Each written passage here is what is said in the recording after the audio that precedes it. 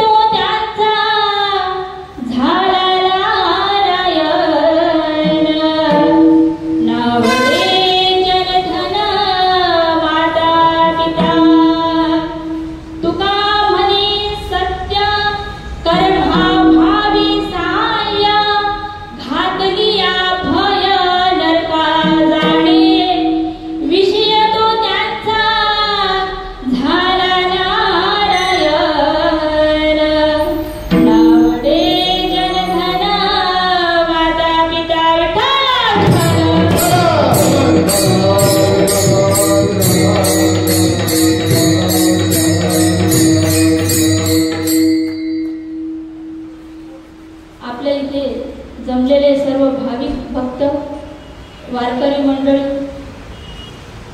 आणि तसेच आपल्या इथे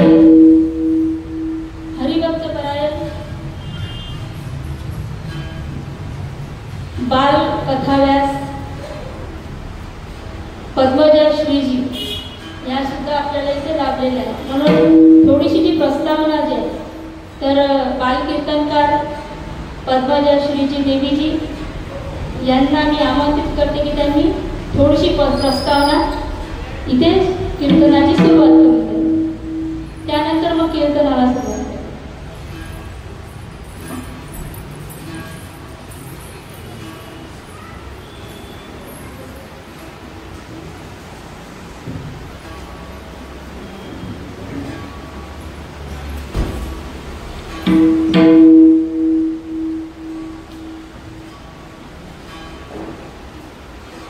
प्रस्तुत प्राप्त दसकी प्राप्त स्थळी प्राप्त वेळी कीर्तन रूपी सेवेकता निवडलेला अभंग जन्माला आलेल्या जड जीवांचा उद्धार करणारे व आपला देह अखंड जिजवणारे श्रीमंत भगवंत भक्त परम भक्त असे असणारे जगद्गुरु जगद्वंदनीय देवभू निवासी श्री संत तुकोबराय यांचा महत्वाचा आणि उत्कृष्ट असा अभंग आज आपण कीर्तन रूपी सेवेकता निवडलेला आहे. विठ्ठल विठ्ठल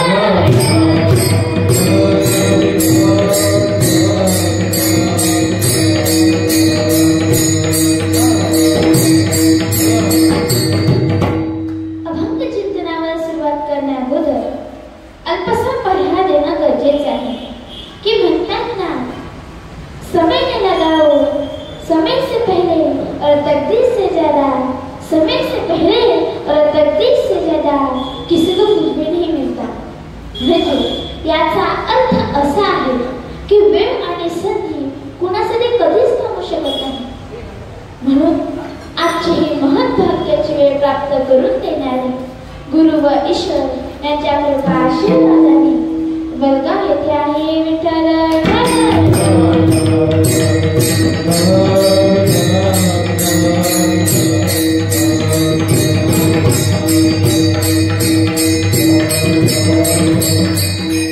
समस्त ग्रामस्थ मंडळी, कार्यक्रमाचे सगळे संयोजक, आयोजक, नियोजक, टाळकरी वारकरी मारकरी, विनेकरी, सावध सिस्टीम वाले, माता भगिनी, पुरुष मंडळ, बाळ मंडळ, तरुण मंडळ, सामाजिक, आर्थिक, राजकीय, धार्मिक, शैक्षणिक, आध्यात्मिक व व्यापार, कलाक्रीडा क्षेत्रातील व्यक्तिमत्व, सरपंच, उपसरपंच, सदस्य, तलाठी, पोलीस पाटील, तंटामुक्ती चेअरमन, अध्यक्ष, उपाध्यक्ष, सचिव झाले का सगळे? आता सर्वांची नावं घेणं काही शक्य नाही. जेवढ्यांची नावे घेतली तेवढे देव आणि ज्यांची राहिली ते महादेव. तो सांगती तो ज्ञानदेव आणि तुम्ही सगळे ब्रह्मदेव.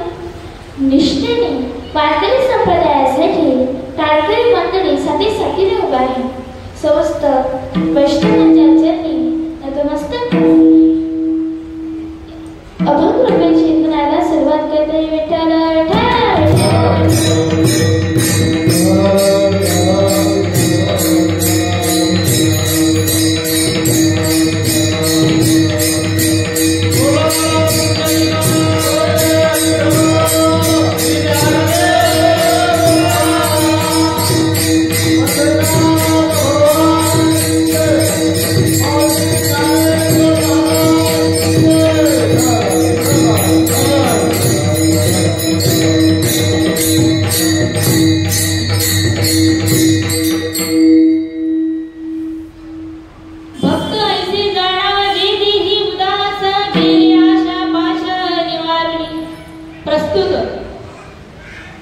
कीर्तन रूपी सेवेकरिता निवडलेला अभंग तुकाराम पराय यांचा आहे आणि सर्वात उत्कृष्ट आणि संतांचा महिमा, भक्ताचा महिमा, भक्त कसे असतात हे सांगणारा हा अभंग आहे. आता तुकोब पराय भक्तांचा महिमा सांगतात. याच्यावर सर्व प्राणी मात्रांना उत्कृष्ट असे, श्रेष्ठ असे भक्त कसे असतात त्यांचा महिमा या अभंगामध्ये सांगतात. भगवद्गीतेच्या 12व्या अध्यायामध्ये सुद्धा भगवान श्री कृष्णाने धनुर्धर अर्जुनाला भक्ताचं महत्व सांगितलेलं आहे. संपूर्ण जो 12वा अध्याय आहे भगवद्गीतेचा तो फक्त आणि फक्त भक्तांचा महिमा सांगण्यासाठी आहे. आणि कृष्णाने त्यामध्ये भक्ताचा महिमा सांगितलेला आहे. मग भक्त कसे असतात?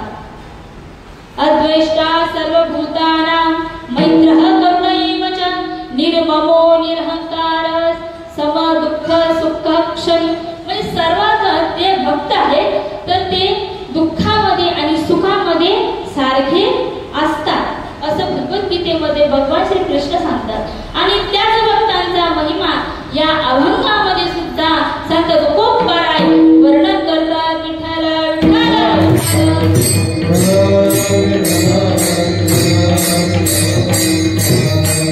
तुकोबारायांना एक व्यक्ती म्हणायला लागला, महाराज तुम्ही भक्ताचा महिमा सांगताय ते बरं आहे, भक्ताची ओळख करून देताय ते बरं आहे, पण आम्हाला संसार करण्यासाठी आमच्या घरादारासाठी आमच्यासाठी भक्तांचा परिचय भक्तांची ओळख काय कामाची? कारण संसार जर करायचा असला तर त्याच्यासाठी काय लागतं? काय लागते? पैसा. मग आम्हाला ओळखच करून द्यायची आहे तर एखाद्या पुढाऱ्याची ओळख करून द्या, एखाद्या मोठ्या उच्च स्तरावर असणाऱ्या ते जो धनाढ्य असा व्यक्ती त्याची ओळख करून द्या, एखाद्या राजकीय पार्टीची ओळख आम्हाला करून द्या की जेणेकरून आम्हाला पैसा मिळेल. काय ते भक्ताची ओळख तुम्ही करून देता? तेव्हा तुकोबाराय आता बघा तुकोबाराय कसे आहे? तुकोबारायांकडे काय आहे? तुकोबारायांकडे काय आहे? घर आहे, संपत्ती आहे.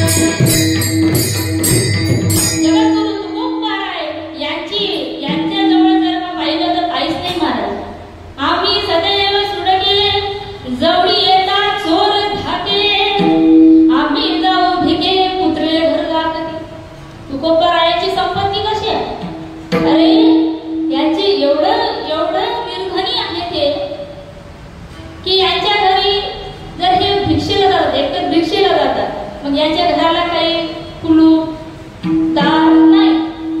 यांचं घर कोण राखतात तर कुत्री घर राखती. मग आता 18 विश्व असणार दारिद्र्य असणारे हे तुकोबाराय यांची सोबती हे ज्यांची ओळख करून देतील ते कसे असतील? ते कसे असतील? यांच्याच सारखे ज्यांच्याजवळ काहीच नाही. आता बघा दारुड्याजवळ त्याच्या ओळखीचे, तंबाखू खाणाऱ्याच्या ओळखीचे त्याचे सोबती नाही का? मग आता तुकोबाराय ज्यांची ओळख करून देतात ते मग त्याला धर्मा नसतील. म्हणून महाराज आम्हाला काही या तुमच्या ज्या भक्त म्हणतात त्या भक्तांच्या ओळखीची काही गरज नाही. परंतु तुकोबाराय म्हणतात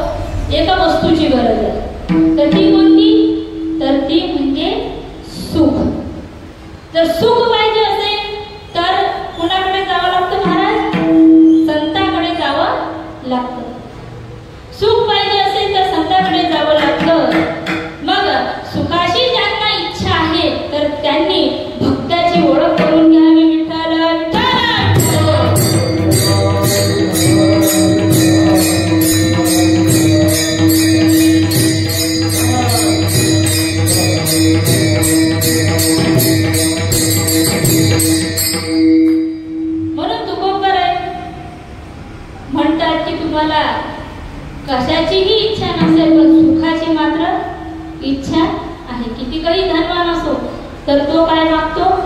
सुख मागतो. काय मागतो? सुख. आता सुख आणि आनंद कोणी आपण सुख आणि आनंद हा एकाच अर्थाने पकडतो, पण सुख आणि आनंद हा जरा वेगळा आहे. सुख जे आहे तर ते सुख जे शारीरिक इंद्रिय आहेत यांच्यापासून जे होतं त्याला सुख म्हणतात. आणि ते सुख कशाला होते? मनाला होते. आणि आनंद कशाला म्हणतात? की जो परमात्मा आहे त्याचं दर्शन झाल्यानंतर जे होतं त्याला आनंद म्हणतात. विठ्ठल विठ्ठल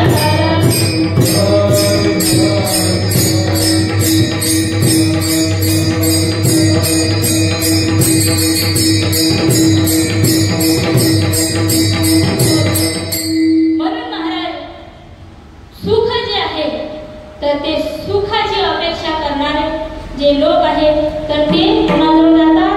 संतांच्या जवळ. आपुला तो एक देवा करुणी आपुला तो एक देवा करुणी आपुला तो एक देवा करुणी आपुला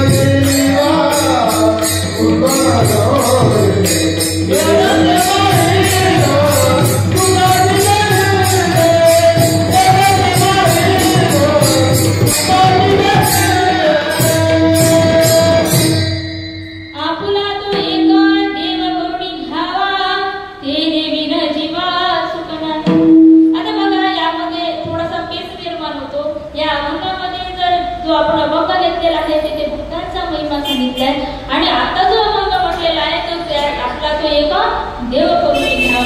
आता सांगा किती गडबड आहे हो, नाही का? तुकाराम महाराज तुम्ही कधी म्हणता की भक्तांच्या जवळ जावं त्याने सुख मिळेल, परंतु येथे तर असं म्हटलं आहे की आपला तो एक आणि त्याच्याशिवाय सुख नाही. देवाला आपलंसं केल्याशिवाय सुख नाही. मग आम्हाला पेच पडला ना की आम्ही संतांना आपलंसं करावं की देवाला आपलंसं करावं, कोणाची ओळख करून घ्यावी, कोणाला पाहावं. तर महाराज देव त्याची संत त्याची देव निमित्त त्या प्रतिमा. हे काय आहे की देव हेच संत आहे, कारण देव हे प्रत्येक ठिकाणी जाऊ शकत नाही. मग तो देवच अंश रूपाने प्रत्येक संतांमध्ये मनुष्य मात्रामध्ये तो वास करतो आणि तोच मग आपल्याला मार्ग दाखवतो. म्हणून सुख पाहिजे असेल तर संत आणि देव हे एकसारखेच आहे. तुम्हाला जर सुखाची अपेक्षा असेल तर आपण कोणाला आपलंसं करावं? भक्तांना. भक्त ऐसे जाणा जे देही उदास. म्हणून संत तुकोबराय या अभंगामध्ये भक्तांना आपलंसं करून घ्या. ते भक्त कसे असतात तर ते जाणून घ्या असं अभंगाच्या प्रथम चरणात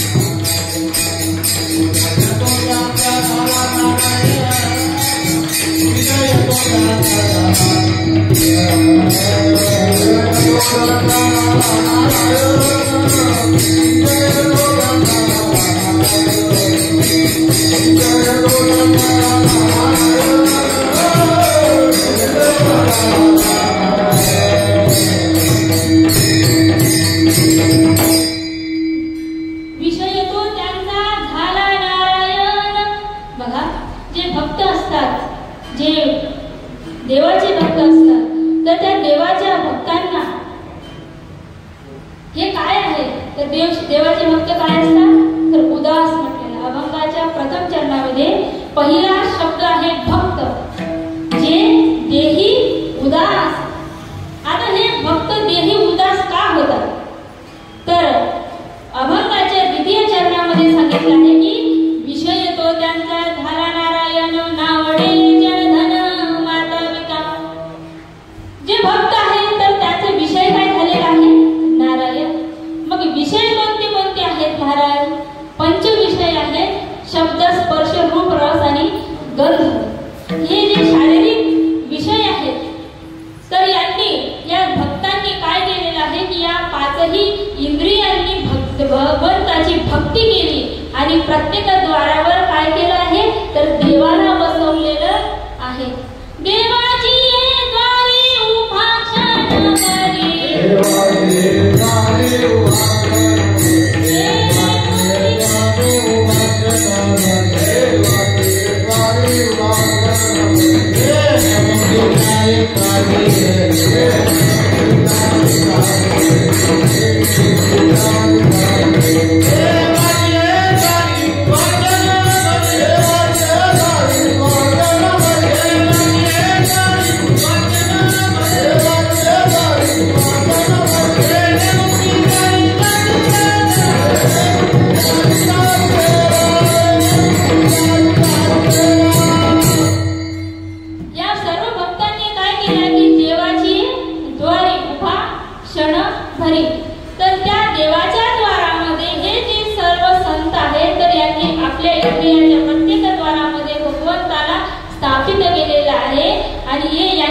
प्रत्येक इंद्रियाने देवाची भक्ती केलेली आहे. त्यामुळे हे जे भक्त आहेत तर हे देहाला उदास आहे.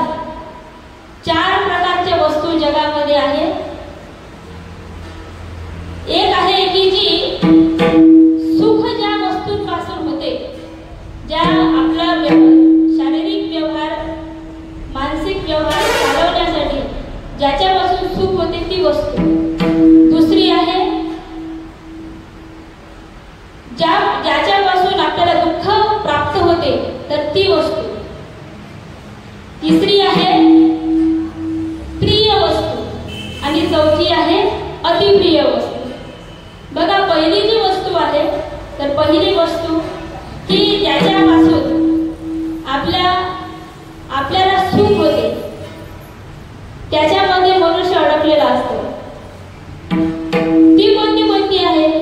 धन, पैसा, पत्नी, पुत्र, सगळे सोयरे, आप्त, मित्र, संबंधी हे जे आहेत तर ही पहिली वस्तू आहे की ज्याच्यापासून काय होतं आपल्याला सुख होते. दुसरी वस्तू आहे द्वेष्य वस्तू. द्वेष्य वस्तू कोणती आहे तर जर घरामध्ये पावसाळ्याच्या वेळेला जर सर्प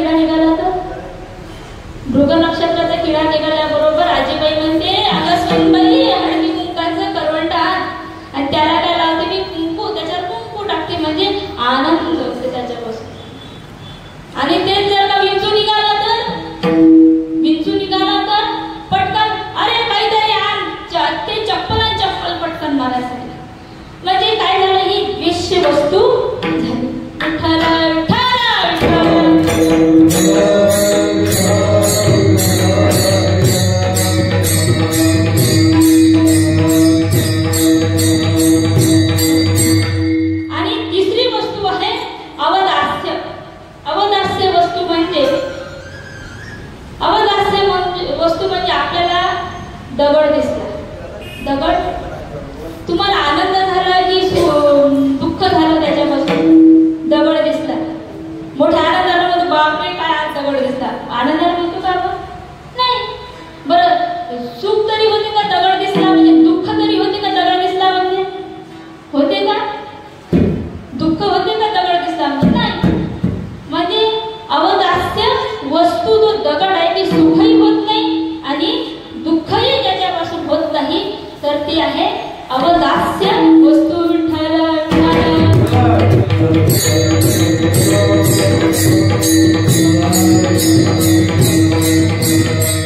भक्ताविषयी जाणा दे देही उदास. आता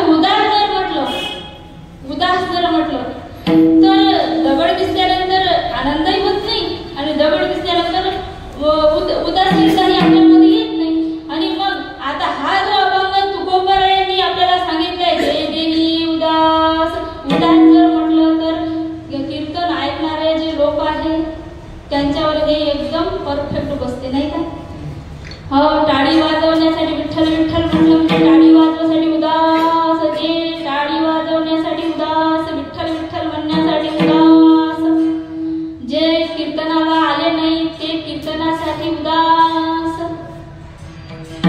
पण कीर्तन असताना जेव्हा विठ्ठल विठ्ठल असा गजर होतो तर तेव्हा हात उचलत चला, टाळी वाजवत चला. म्हणजे आपण टाळी वाजवण्यासाठी उदास कीर्तनात बसलो तरी विठ्ठल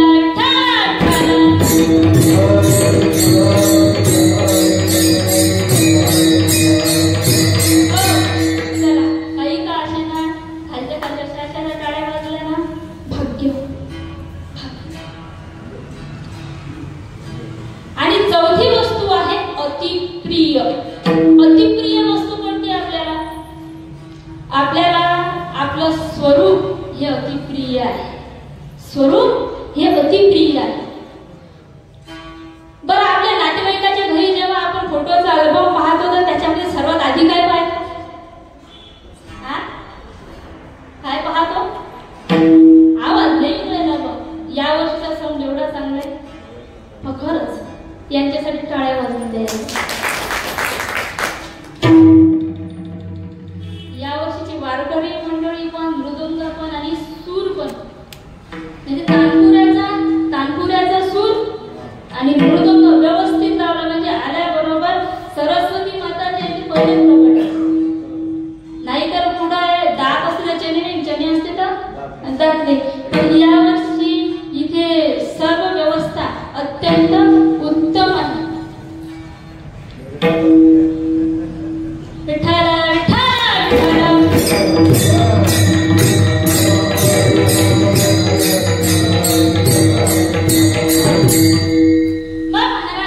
आपल्याला अतिप्रिय काय आहे तर स्वरूप प्रिय आहे. जसा अल्बम पाहतो तर तसा आपण काय पाहतो तर स्वतः पाहतो. मी कुठे नवरदेव नवरीने पहा माझा फोटो कुठे आहे. म्हणजे अतिप्रिय कोण आहे तर आपलं स्वतःचं स्वरूप आहे. मग मी प्रिय आहे. आणि म्हणून तुकोबाराय म्हणतात की मग असे कोण आहे की या देहाला सुद्धा उदास आहे. जसं भगवान श्री कृष्णाला गायी चारताना सुद्धा तेवढाच आनंद होता आणि सोन्याची द्वारिका नगरीमध्ये आपल्या पत्न्यांसह राहताना सुद्धा तेवढाच आनंद होतो. सम दुःख सुख क्षणी. म्हणजे दुःखामध्ये आणि सुखामध्ये जे सारखे राहतात तर त्याला संत म्हणतात. विठ्ठल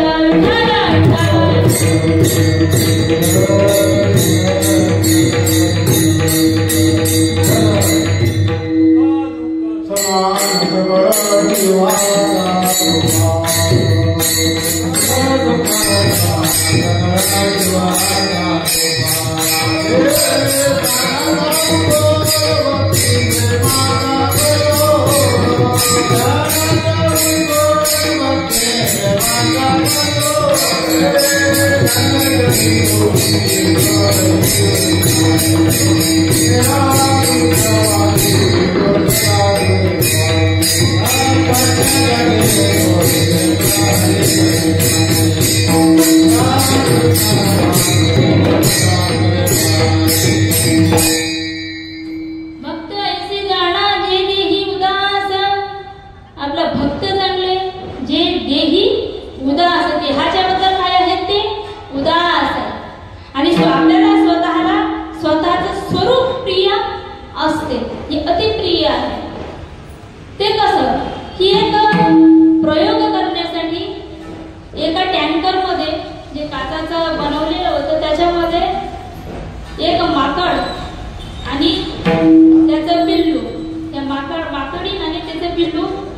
त्याच्यामध्ये सोडण्यात आलं. आता नेमका आईला आपल्या पुत्रावर पुत्रीवर अत्यंत स्नेह असतो. आता हे काय पशु आहे, मग आता हिला काय प्रिय आहे तर ती बघण्यासाठी संशोधकांनी त्या काचाच्या टँकरमध्ये जी माकडी उभी होती तिचं पिल्लू होतं, तर त्यामध्ये पाणी सोडायला सुरुवात केली. ते जे पाणी आहे हळूहळू हळूहळू पायापर्यंत आलं, गुडघ्यापर्यंत आलं, कमरेपर्यंत आलं. कमरेपर्यंत जसं आलं तर तशीच ते माकडी त्या पिल्ल्याला वर सरकवत नेते. मग जसं ते खांद्यापर्यंत आलं, माकडी त्या आपल्या पिल्ल्याला डोक्याच्या वर उचलून घेते आणि जसं ते नाकातोंडात पाणी जायला लागलं तशीच ती माकडी काय करते, पिल्लू टाकते खाली आणि ती स्वतः कानकांडी मारून. मग मला सांगा की जी माकडी आहे जिला आपला पुत्र सुद्धा प्रिय आहे, तर त्या पुत्राला सुद्धा तिने टाकून दिला. मग काय प्रिय होता तर स्वतःच स्वरूप विठ्ठल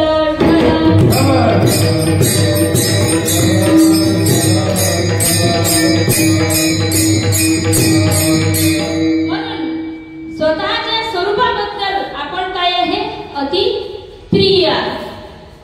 तर जे देही उदास आणि गेले आशा पाश निवारण. आणि हे जे संत आहे, हे जे भक्त आहे, तर त्यांचे सातही प्रकारचे जे पाश आहे तर ते पाश निवारून गेले. हे पाश त्यांचे संपले, हे त्यांचे पाश संपले. ते पाश म्हणजे त्या पाशांमध्ये बांधलेले होते, तर ते पाश सर्व यांनी मागे टाकले. यांना जे लोकॅलिटी आहे म्हणजे जे जन आहे त्याच्यामध्ये आपली प्रसिद्धी आहे, तर या सर्व प्रकारचे पाश आहेत त्या पाशापासून ते पाश त्याने निवारले गेलेले आहेत. म्हणून भक्त येथे जाणं जे देही उदास गेले आशा पाश निवारुनी. मग ते यांची अशी अवस्था का झाली तर अभंगाचं दुसरं चरण.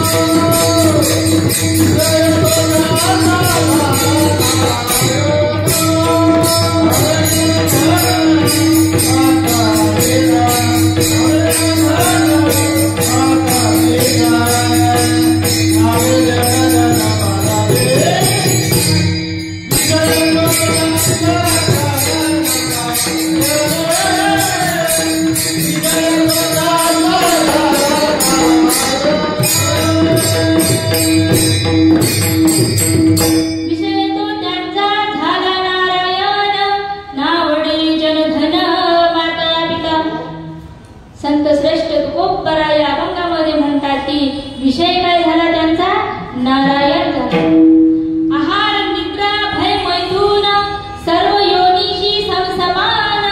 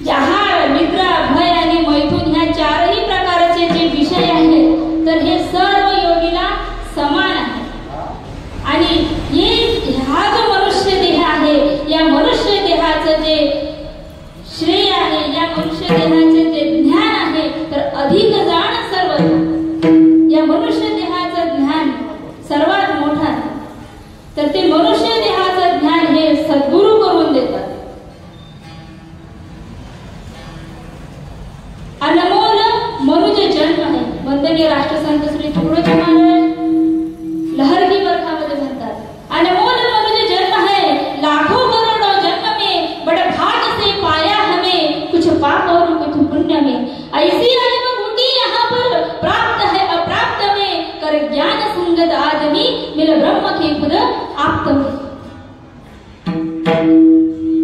तर या देहा याच देही सर्व आहे तुका म्हणे शोधुनी पाहे.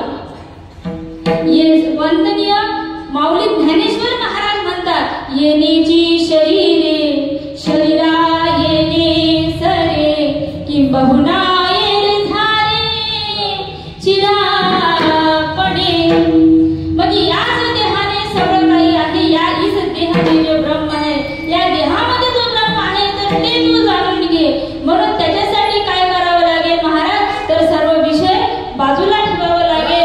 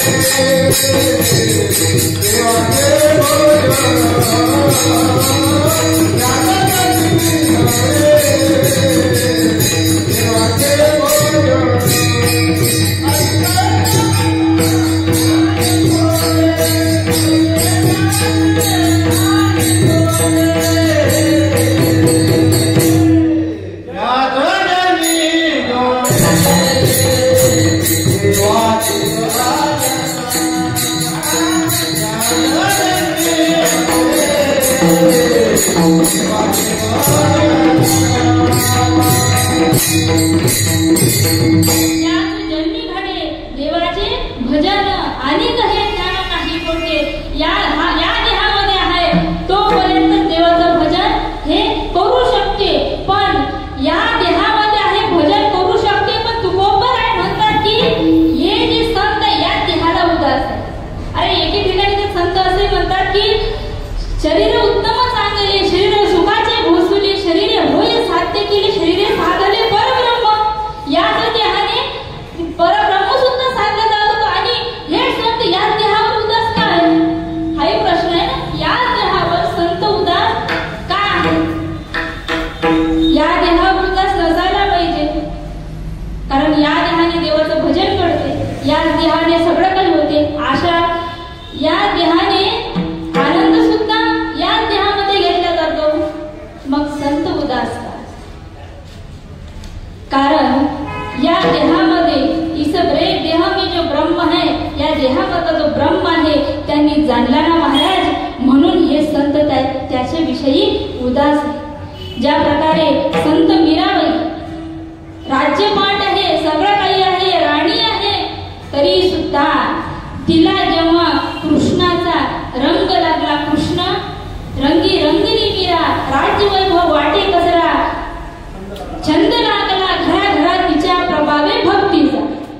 जी मीराबाई आहे एवढं मोठं ऐश्वर्य असून सुद्धा जेव्हा तिला कृष्णाची भक्ती कळली तर तेव्हा ती सुद्धा या देहाविषयी उदास झाली आणि ती म्हणायला लागली की पायोजी मैने राम रतन धन पाय. पायोजी मैने राम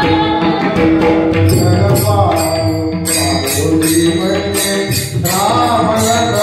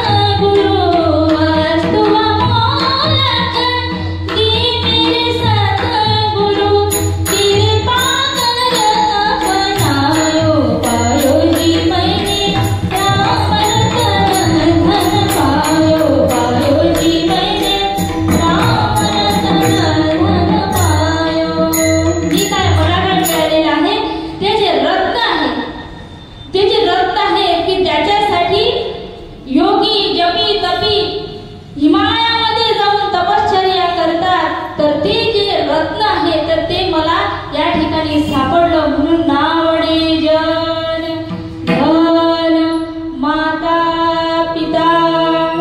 मग हे रत्न सापडलं म्हणून मला काय आवडत नाही? जन. बघा, 4 गोष्टी आवडू नयेत आणि 4 गोष्टी आवडाव्यात. 4 गोष्टी कोणकोणत्या आवडू नयेत? जन 1, धन 2, माता 3, 4 पिता. या 4 गोष्टी आवडू नये. आता पहिली गोष्ट आहे जन. जन म्हणजे लोक. जन म्हणजे लोक. लोक आवडू नये. आता जन का आवडू नये असं सांगितलेलं आहे? कारण का लोक जे आहेत ते लोक एकाचा चहा पितात, एकाचा चहा पिते, दुसऱ्याच्या घरचा चिवडा खाते, तिसऱ्याच्या गाडीत बसते, चौथ्याच्या प्रचार करते, 5व्याला निवडते. म्हणून जन कितीतरी मोठा सत्ताधारी असला, त्याला खाली पडायची ताकद असेल ना, तर ती जन यांच्यावर कधी विश्वास करू नये असं संत म्हणतात. विठ्ठल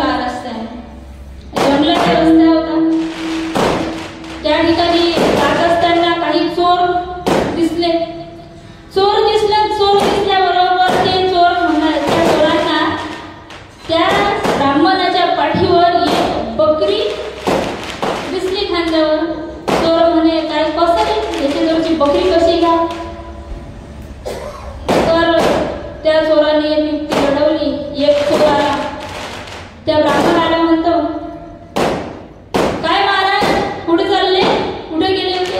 ब्राह्मण म्हणाले, मी अगो ठिकाणी गेलो होतो जिथे दानामध्ये एक बकरी भेटली, चाललो आता घरी. आणि हे बकरी भेटला म्हणे. ब्राह्मण म्हणाला, हो.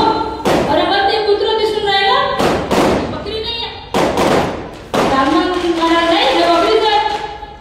बस बाबा म्हणे. तो चोर चालला गेला, ब्राह्मण पुढे चालला. आणि याच्यातलाच एक दुसरा चोर होता. तो चोर आला ब्राह्मणाच्या पुढे, म्हणाला, काय नमस्कार, जय हरी. हा, जय हरी, जय हरी. म्हणे, कुठे चालले महाराज हे कुत्र घेऊन? म्हणजे कुत्र, अरे नाही हे कुत्र नाही म्हणजे बकरी होय. तो चोर परत चालला गेला दुसरा. थोडस काही महिलावर जात नाही तर तिकडून तिसरा एक चोर आला. तो म्हणाला, महाराज रामकृष्ण हरी, रामकृष्ण हरी. म्हणे, आजकाल तुम्ही कुत्रे डोक्यावर घेऊन फिरून राहिले? ब्राह्मण विचारात पडला. पहिल्याने कुत्र म्हटलं, दुसऱ्याने कुत्र म्हटलं, आता तिसराही भेटला, हेही कुत्रच म्हणून राहिलं. म्हणे, आता हे नक्कीच म्हणे काय असेल? हा, याचा विश्वास लोकांचं ऐकलं, याने ती बकरी सोडून दिली, चालला गेला.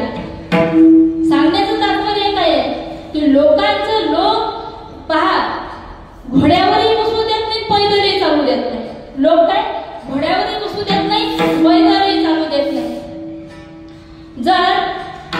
जर कोणाशी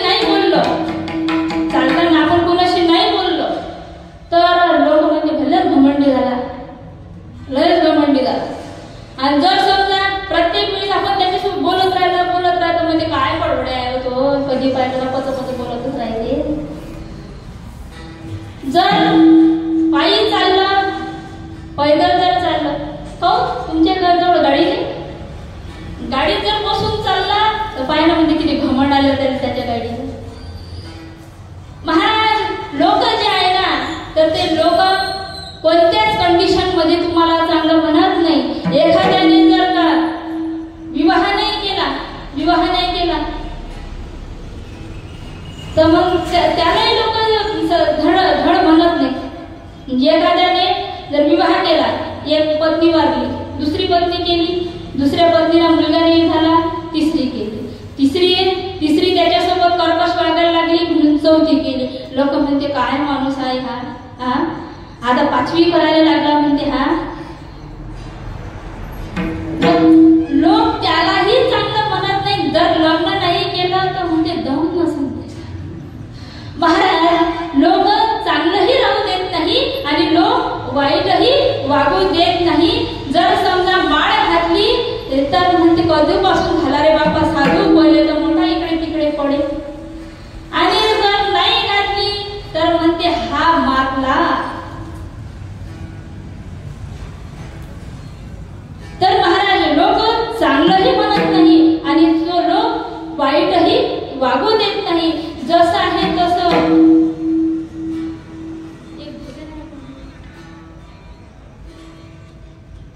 कहा हाथ पकड़ोगे दुनिया का बाबा, कहा हाथ पकड़ोगे दुनिया का बाबा, सीने में भी तौबा, मरने में भी तौबा, सीने में भी तौबा, मरने में भी तौबा.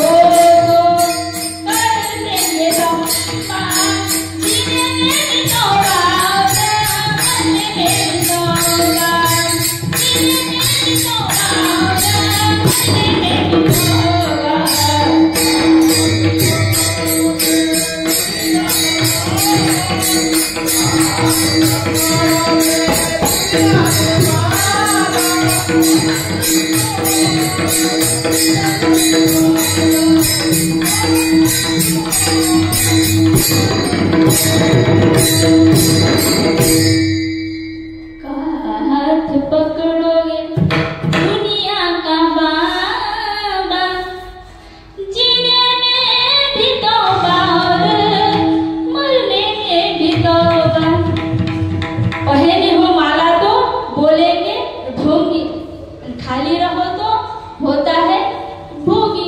दोनों तरफ से होती है शोभा. जीने में भी तौबा और मरने में भी तौबा. म्हणून तो काय म्हणतात की हे जन आवडू नये. प्रसिद्धी लोक स्तुतीचे पूल बांधू आपल्याला प्रसिद्धीवर नेतात, खूप वर्त चढवतात आणि कधी आपटून देण्याचा नियम नाही. दुसरा आहे धन हे आवडू नये. कारण धनाच्या मागे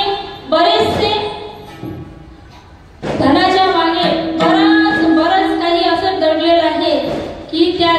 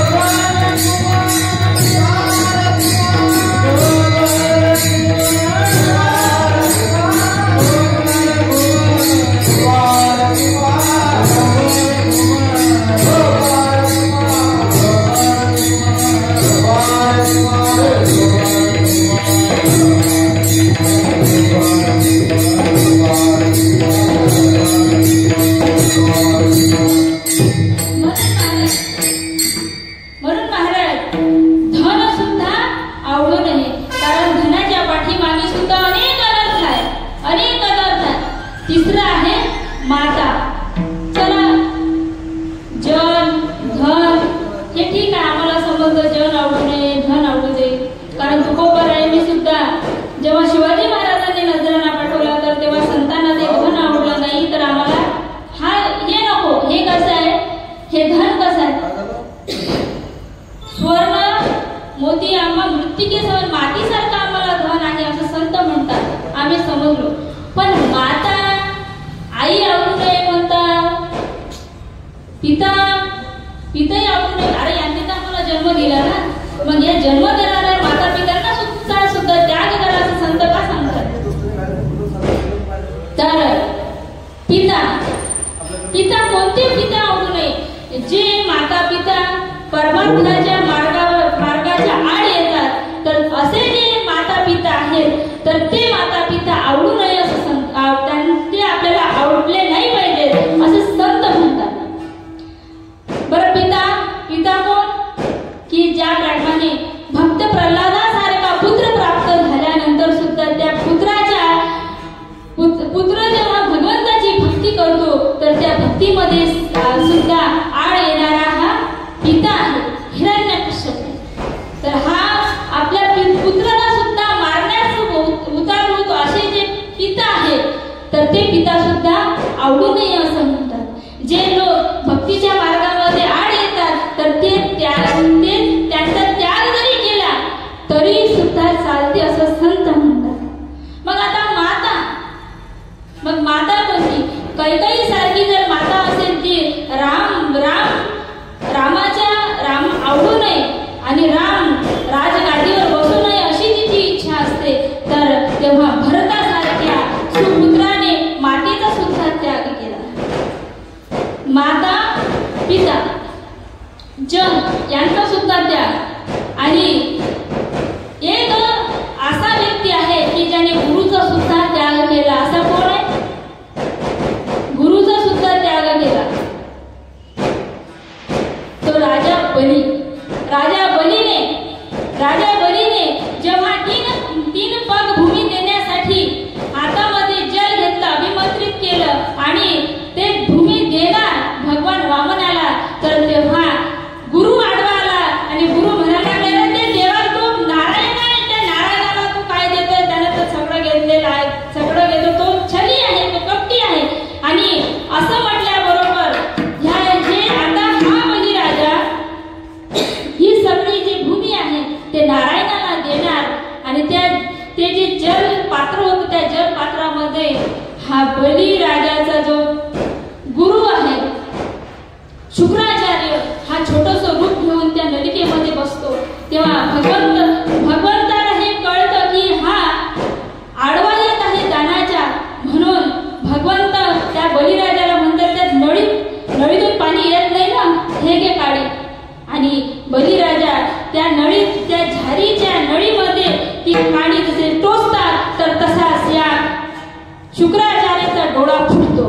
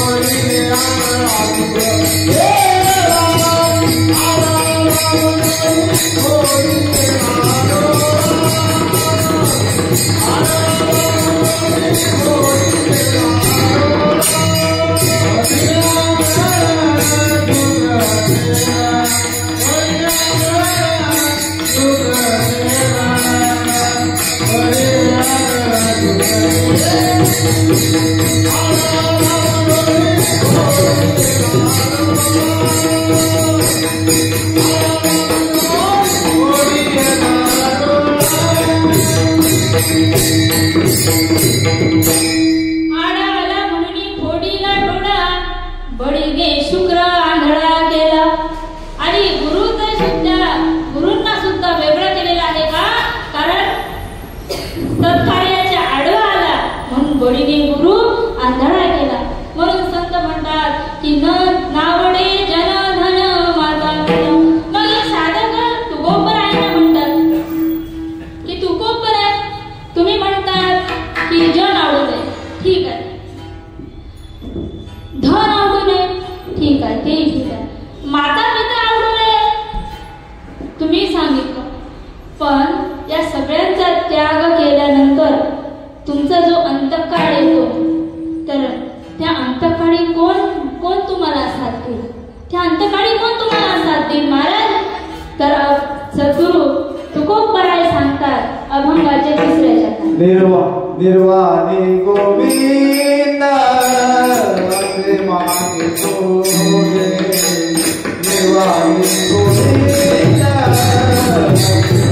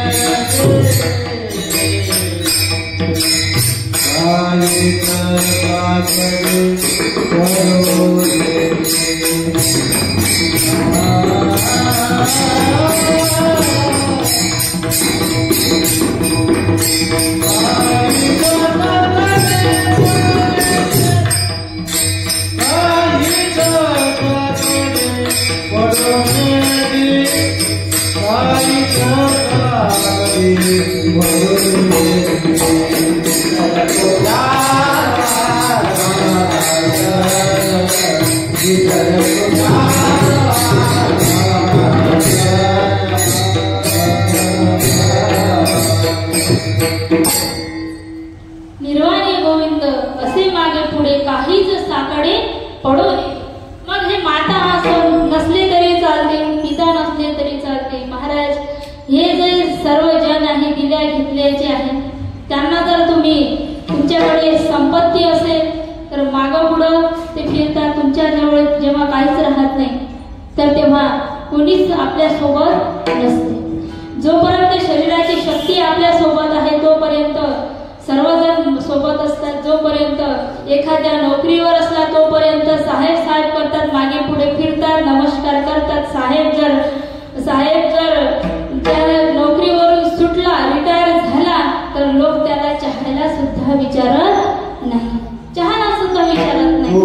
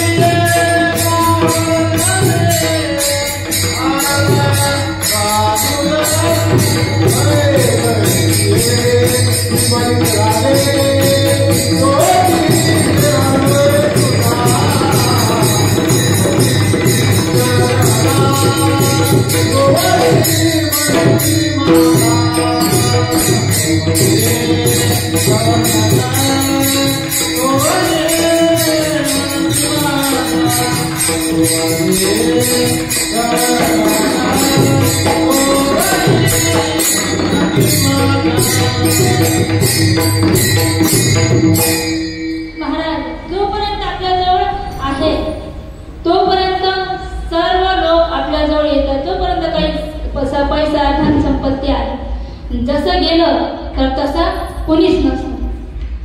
जब पास हमारे पैसा था तब दोस्त हमारे हजारों थे. अब पास हमारे पैसा नहीं तब सब साथी है प्यारे. दुनिया में हमारा कोई नहीं, दुनिया में हमारा कोई नहीं, सब साथी है प्यारे. मतलब के जब साथी है प्यारे, मतलब के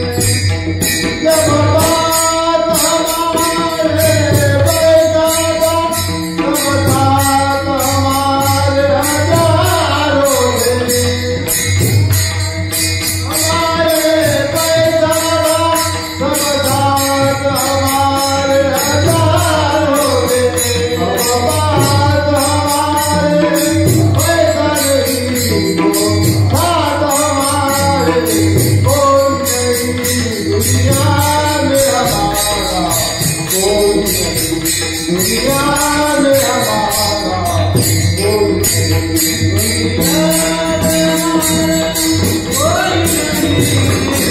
दुनिया में हमारा कोई नहीं, दुनिया में हमारा कोई नहीं, दुनिया में हमारा कोई नहीं. म्हणून महाराज, जगामध्ये दुनिया में हमारा कोई नहीं, सब साथी है प्यारे. मतलब के जब पास हमारे पैसा था तब दोस्त हमारे हजारों थे. अब पास हमारे पैसा नहीं तब पूछने वाला कोई नाही. मग हे सर्व जे जन आहे तर हे शेवटी येत नाही. बायको दरवाजाच्या उंबरठ्यापर्यंत, लोक स्मशानापर्यंत, आणि देह पण तो स्मशानामध्ये जळून जातो. तर स्वतःला एकटं यायचं आहे, एकटं जायचं आहे. मग शेवटी कोण राहणार आहे आपल्या सोबत? तर ते आमचं सत्कर्मच आमच्या सोबत राहणार आहे. निर्वाणी गोविंद, निर्वाणी म्हणजे अंतकाळ. अंतकाळीचा सोयरा तुका म्हणे विठू धरा. तर अंतकाळी निर्वाणी गोविंद मागे पुढे उभा आहे, सांभाळीत आली आघात निवाराया. तर तोच आपल्या मागे जे काही संकट येतील त्या संकटांना तोंड देणारा तो हरी असेल, तो परमात्मा असेल, तो ईश्वर असेल. निर्वाणी गोविंद असे मागे पुढे काहीच साकडे पडू देते, कोणत्याच प्रकारचं संकट तुमच्यावर येऊ देणार नाही. फक्त त्याची भक्ती करावी लागते, फक्त त्याला आपलंसं करावं लागते. आणि ज्यांनी त्याला आपलंसं केलेलं आहे तर ते भक्त, त्या भक्तांच्या सोबत, तर सोबत सोबत तो भगवंत आहे. भक्तांच्या सोबत सोबत तो कार्य सुद्धा करतो. जनाबाई जेव्हा दळण दळते, त्या जनाबाईला कोणीच नाही महाराज. त्या जनाबाई एकटीच आहे. तिला ना माता, ना पिता, ना सगळे सोयरे कोणीच नाही. आणि ती जनाबाई जेव्हा दळण दळते ना, तर त्या जनाबाई त्या दळण दळता दळता सुद्धा ईश्वराचे गुण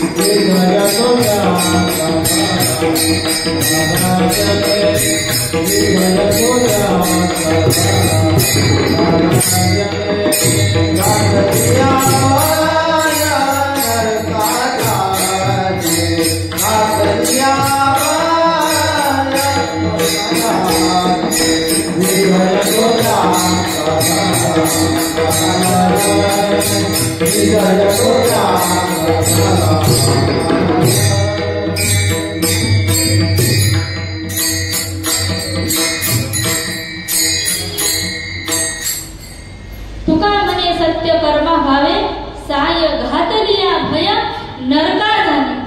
संत तुकोबाराय या शेवटच्या अभंगाच्या शेवटच्या चरणामध्ये म्हणतात की तुका म्हणे सत्य, जे सत्य कर्म आहे तर त्या सत्य कर्माला सहाय्य तुम्ही करावं. आणि जर असत्याला जर तुम्ही सामोरे गेले, असत्य जर तुम्ही वागला तर घातलिया भय नरका. असत्याचा जर साथ दिला तर नरकामध्ये गेल्याशिवाय राहणार नाही. म्हणून सहाय्य कुणाचं करायचं, कुणाला करायचं तर सत्याला सहाय्य करायचं. सत्यम परम धीमहि. जे सत्य आहे तर तोच ईश्वर आहे. जो सत्य आहे तेच ईश्वर आहे. सत्य वाचून काहीच नाही, सत्य वाचून काहीच नाही. खोटं जरी सिद्ध करायचं असलं तरी त्याला म्हणाला की हे मी खरं बोलत आहे. म्हणून सत्य हे सर्वात मोठं आहे. धर्म, सत्य म्हणजे धर्म आहे.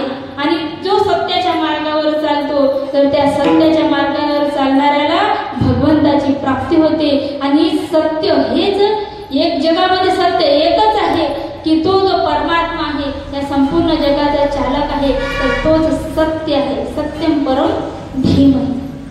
आणि अशा प्रकारे तुकोबाराय या अभंगामध्ये सुंदर प्रमाणे थोडक्यात का होईना या अभंगाचा हा जो अभंग थोडक्यात का होईना तर तो सोडवण्याचा प्रयत्न केला. चारही कडवे सोडवण्याचा थोडासा प्रयत्न केला. माझा अल्पबुद्धीने जसा मला त्याचा अर्थ काढता आला तर तसा मी सद्गुरू विदेही मोतीराम महाराज, सद्गुरू विदेही वसंत माऊली यांच्या मार्गदर्शनाने यांनी जशी मला बुद्धी दिली त्याप्रमाणे मी त्या अभंग सोडवण्याचा प्रयत्न केला.